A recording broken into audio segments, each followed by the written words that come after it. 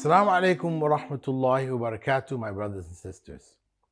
This is another verse from the Quranic Reflections series, and it is from Surah Al-Baqara.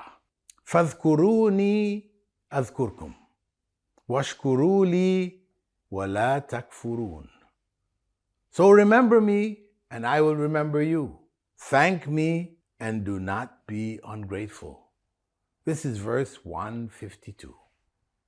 Now, this verse addresses the need to be mindful of Allah. So the first point of reflection is that Allah does not forget any of His creation, as He effortlessly knows the complete details of every atom He created. We, on the other hand, quickly and easily forget about Allah. So Allah encourages us to remember Him because we need to remember Him, which is why He instructed us to establish our 5 times daily prayers for His remembrance. Aqimus salah li dhikri.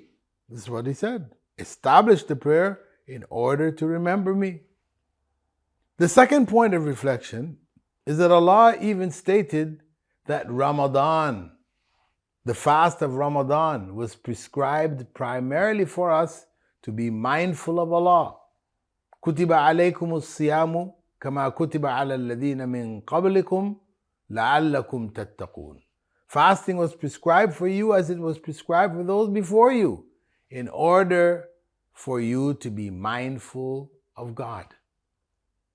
Being mindful of God meaning that whenever we do whatever we do, we keep God in mind, and in that way, it prevents us from engaging in evil, from going astray in whatever we're doing.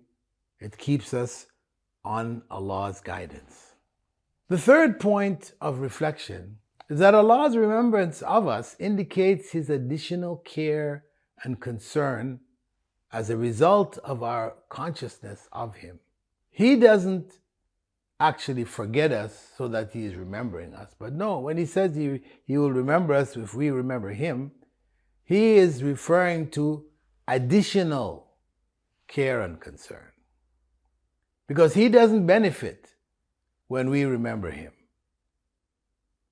We benefit if He remembers us.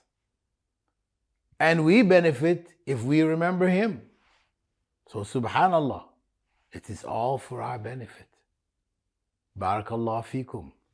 Wassalamu alaikum wa rahmatullahi wa barakatuh.